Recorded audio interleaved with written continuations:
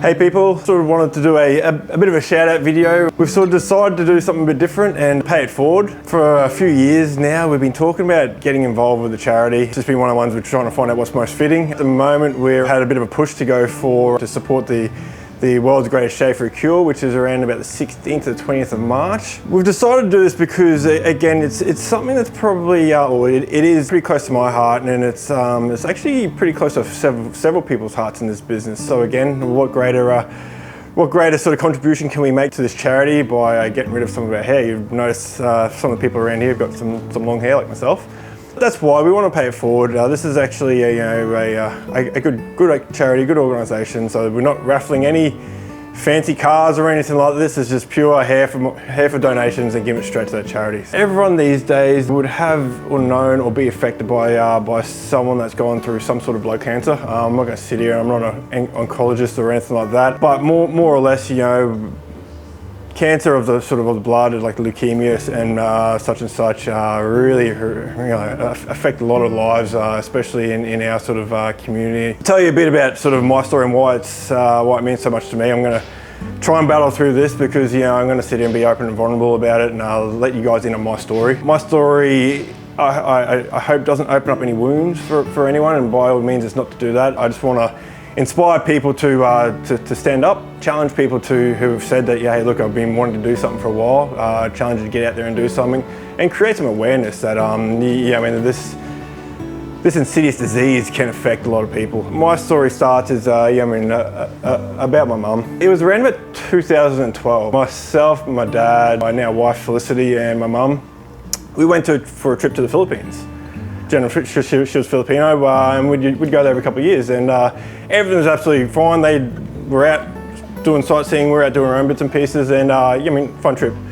We got home, and Mum came home with a bit of a limp, and I do remember it because it stuck around for a while. And I remember Dad took her in to get a checkup, and there was no real answer when I asked about it. I said, hey, what's going on? They're like, oh no, it's all good. It's just something along the lines of, it's just a bit of old age and etc. So I was like, okay, cool. Towards the end of 2012, Dad sort of said to me, hey, look, there's something up with Mum. And I do remember that he said that, she had cancer. And to me, I didn't know what cancer was. I thought, hey, look, it's something that everyone would defeat, because especially when you look at your parents, they're indestructible. Time went forward, and me being 2012, so it's 10 years ago. I was in my late 20s. I was just in the sort of the spin of the world, and never really sort of took it on board. And I remember she went through a first round of chemo and radiation, and sure enough, she just changed. Her hair fell out, she put on weight, she was getting rashes and all sorts of stuff. And I just remember going, holy fuck, what the hell is going on with Mum? And to her, it's, resilience and willingness to fight, she smashed through it. And by mid-2013, she was clear, she was in remission, and her hair was going back, and I'm like, I fucking smashed it. No problems at all. To speed this up, she battled through 3 rounds of chemo. It was in 2017, or end of 2016. The last bout of it, Dad said, hey, look, Mum's not in great shape. She's got to go in for her next round. I'm like, she's got this. She smashed it 2 times before, and there's gonna be no issue. And anyone that knew Mum, all she ever wanted was grandkids, And Fee and I had been trying for about a year. We had to go basically nearly through IVF. All we ever wanted to do was give her some grandkids, It was February 2017 when Felicity and I got the good news that we were pregnant. I remember going to the hospital in the Royal Brisbane and sort of giving Mum the news that, hey, look, you're going to be a grandma. Or a Lola, as they would say.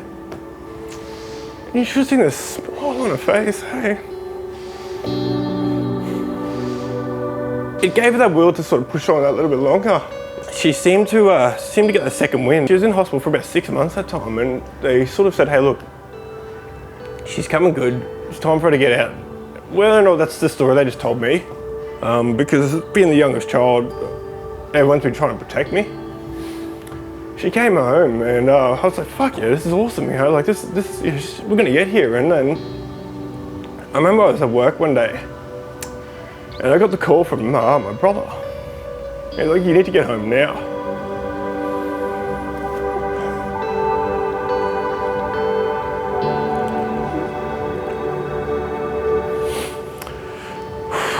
I remember running downstairs, getting in the car, and Rob calling me. He goes, what's up? I said, man, it's time. And he goes, what do you mean? I said, I think it's time for Mum. And I remember Rob, because he grew up with Mum as well, I remember him breaking down. And that got to me, so I got home, sure enough, Mum was laying in bed and you know, it just has that stench to it, of, it's time. I remember giving her a kiss and a hug, saying that we're here. Ambulance arrived, took to the hospital. Sure enough, Dad's like, look, just stay here. We'll call you if anything happens. Halfway to the hospital, Adam calls me, my brother, and says, man, you need to get up here, stat. Meet us here. Got there. I remember hearing about the palliative care ward in the Royal Brisbane. Walked straight in there, I'm like, this isn't good. She's there barely breathing. Within sort of 2 hours, priest is up there giving her last rites and she was gone. Like, it really changes you when you're in the presence of someone passing. And this is what this disease does. It's not a quick thing. It really takes its toll on family. And I'm trying not to be selfish here because I would love Mum to still be here to see her grandkids. Fuck, she'd spoil them, but she couldn't keep fighting this anymore. And like, this is the only way she's without cancer, is just free.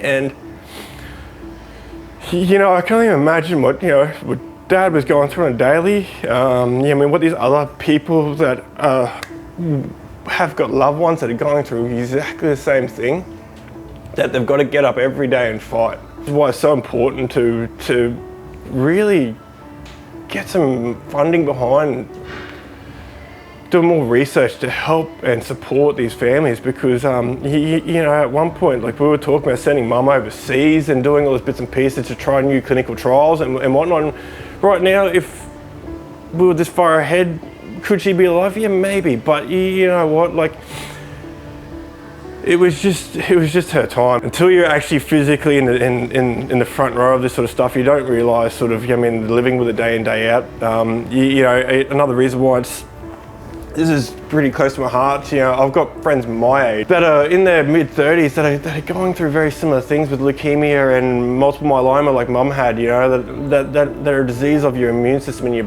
blood cells. And one of my best mates, Joel, like, again, he's got 2 young kids, battling through this every day.